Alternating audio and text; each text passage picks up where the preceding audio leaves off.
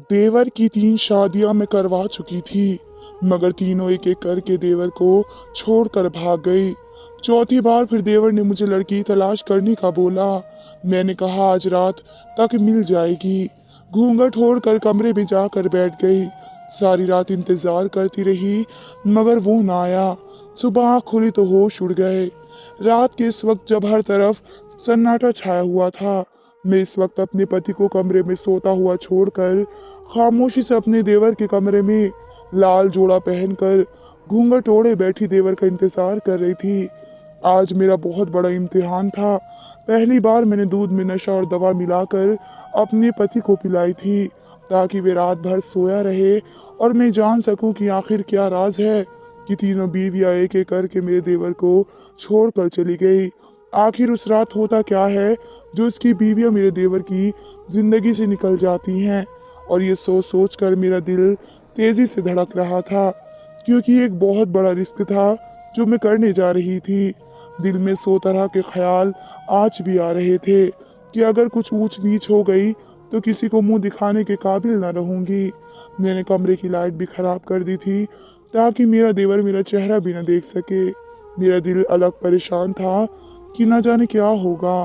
दिल की धड़कन तेज होती जा रही थी।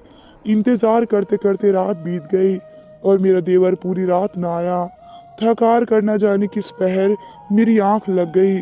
जब सुबह आँख खुली तो एक लम्हे के लिए सोच कर ही कांप गई कि खुदा न खास्ता रात को देवर। हिम्मत करके उठी, आंखें खोलती हुई कमरे से बाहर निकल ही रही थी कि अचानक मेरी आंखों ने जो मंजर देखा, मेरे होश उड़ गए।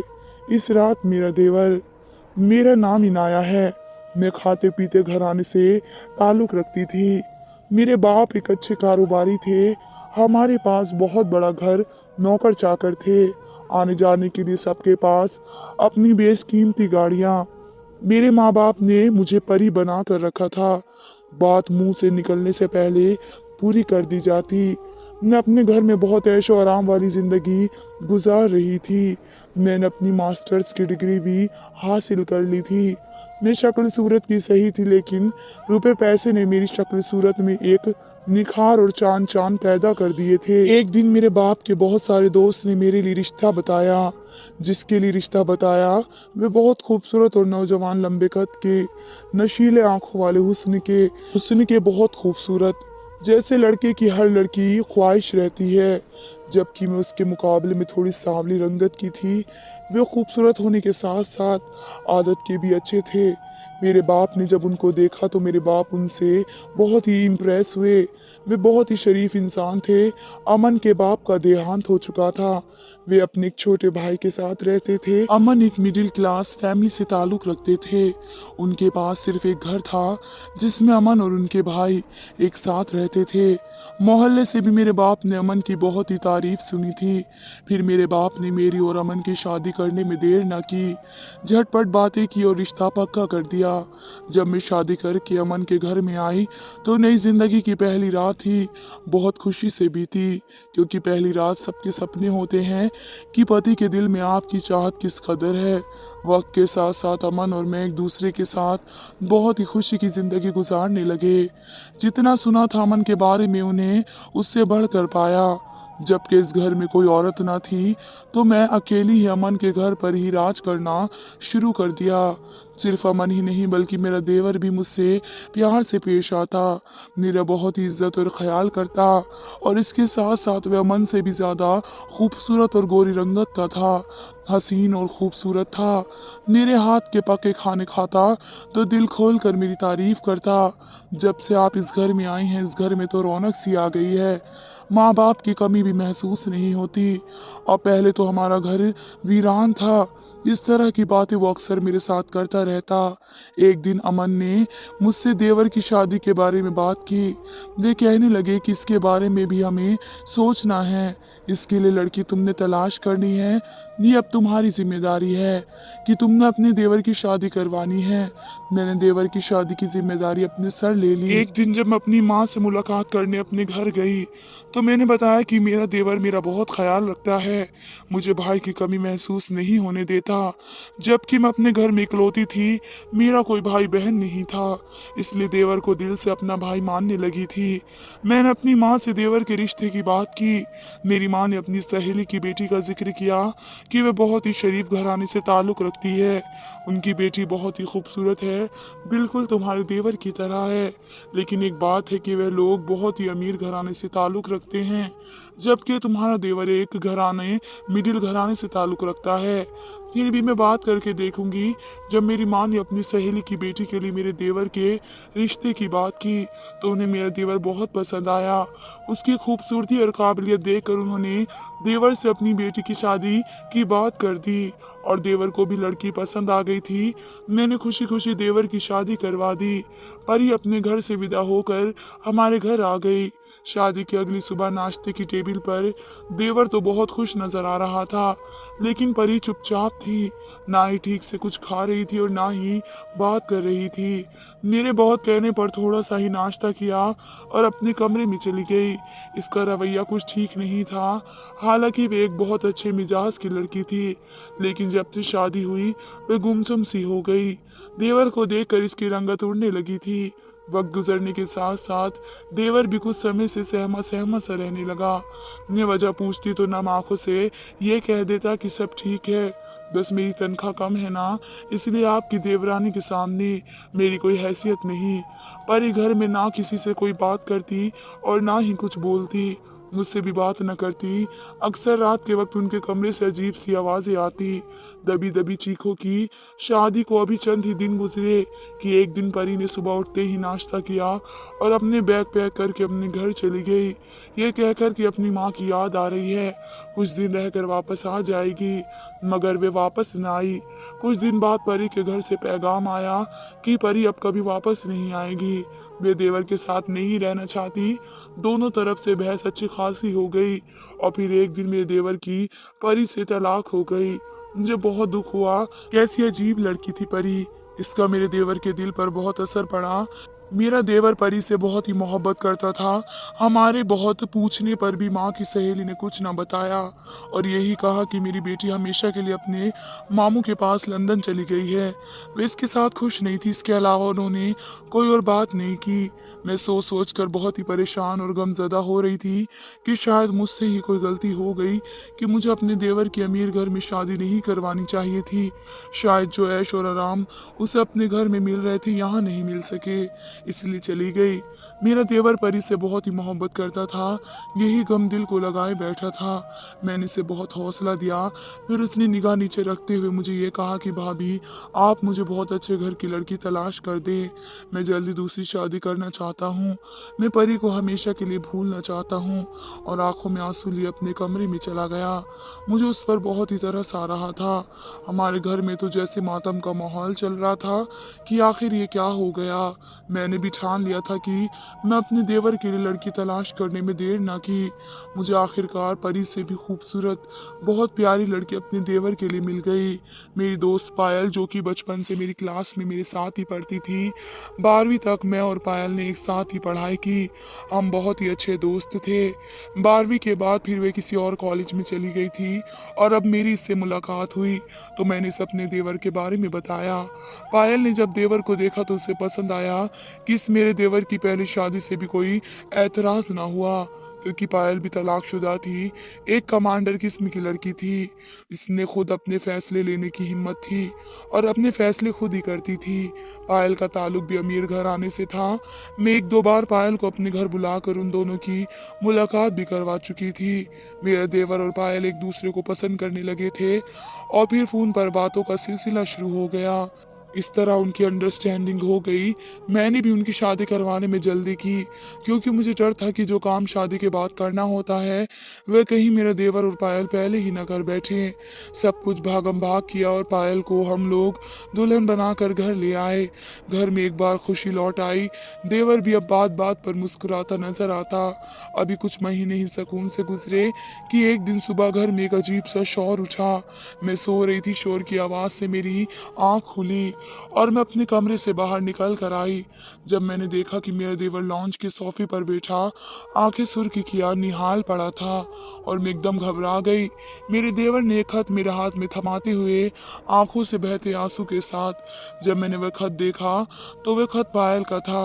इसमें लिखा था कि मैं हमेशा के लिए अपने बाप के पास जा रही हूँ और मुझे तुम्हारे साथ नहीं रहना। तुम इस कदर के घटिया इंसान हो, तुमसे शादी करना मेरी जिंदगी की बहुत बड़ी भूल थी। मैंने तुमसे शादी अपने माँ बाप की मर्जी के खिलाफ जाकर की, मगर तुम मेरी बातों पर खरे न उतर पाए। आज से मेरा और तुम्हारा हर रिश्ता खत्म। साथ ही पायल का खत मेरे हाथ से गिर गया और मेरे होश उड़ गए। मैं परेशान हो गई कि ऐसी पायल कैसे कर सकती है कि बगैर बताए घर से अचानक चली गई। मुझे तो कुछ बताती। इस वक्त मुझे अपने देवर की मासूमियत पर तरस आ रहा था। मैं सोच रही थी कि मेरा देवर बेचारा जितना ही मायूस है उतना ही उसकी किस्मत में गम लिखा है। बेचारा रोता हुआ अपनी किस्मत को कोसता हुआ अपने कमरे में चला गया और दरवाजा बंद कर लिया। कुछ दिन मैंने इन सब सोच को अपने दिमाग से निकाल कर सोचा कि यकीनन मेरा देवर एक सीधा साधा इंसान है। आजकल की चालाक लड़कियों की हर ख्वाहिश पूरी करना मेरे देवर के बस की बात नहीं। पर मैंने भी ठान ली कि कोई बात नहीं, मैं अपने देवर की फिर से शादी करवाऊंगी। अब की बार मैंने रिश्ता करवाने वाले की मदद लेना सही समझा और रिश्ते वाली आंटी से कहा कि मुझे अच्छे घर की बहुत ही अच्छी सुलझी हुई लड़की तलाश कर दे।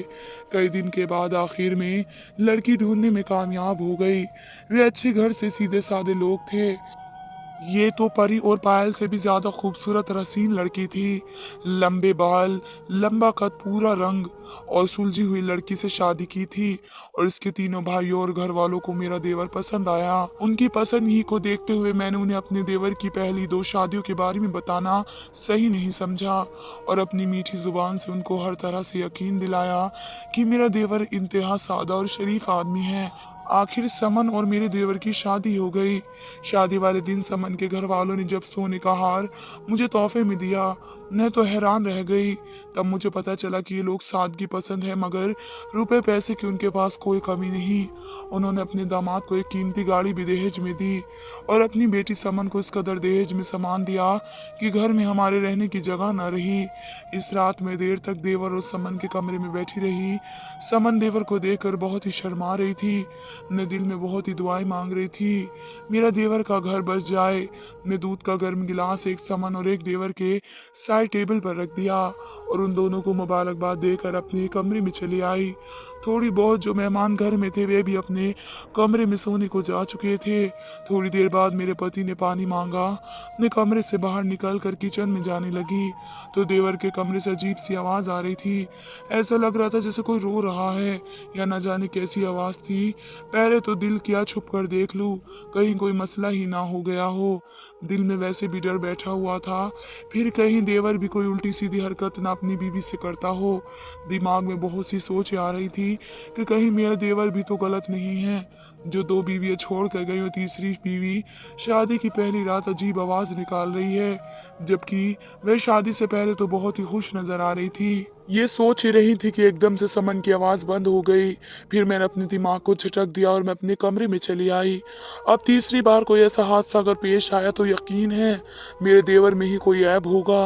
आखिरकार वही हुआ जिसका मुझे शक था। कुछ वक्त गुजरा तो समन भी कुछ खामोश खामोश सी रहने लगी। मेरे साथ कम बैठा करती, कुछ पूछने पर घबरा सी जाती। इसका रंग दिन पे दिन ढीला पड़ता जा रहा था। मेरे बहुत पूछने पर भी वह बात बदल के मेरे पास से उठकर अपने कमरे में चली जाती। मैं बीमार रहने लगी। जब एक दिन समन की तबीयत कुछ ज्यादा बिगड़ गई तो अपने घर चली गई। अब तो मैंने यकीन कर लिया कि यकीनन समन भी वापस नहीं आने वाली, मेरे देवर में ही कुछ खराबी है। और फिर ऐसा ही हुआ, समन वापस नहीं आई। बहुत टाइम गुजर गया। मैंने ही कोई बार फोन करके समन से बात करने की कोशिश की, मगर उसने टालम टोल से काम लिया। मुझे इस बार देवर की कम समन की ज्यादा फिक्र सताने लगी। फिर कुछ इतना ज्यादा अजीब हुआ जिसे बर्दाश्त करना मेरे लिए गवारा न था। समन के घर वालों से फोन आया। समन की माँ रोते हुए बता रही थी कि समन अब इस दुनिया में नहीं रही। ये सुनते ही मेरे पैरों तले जमीन निकल गई। उसके घर वाले, इसके भाई, इसके माँ बाप तड़प रहे थे। इसके भाई रोते हुए पुकार रहे थे कि हमारी बहन हमारी लाडली थी, हमें छोड़कर चली गई।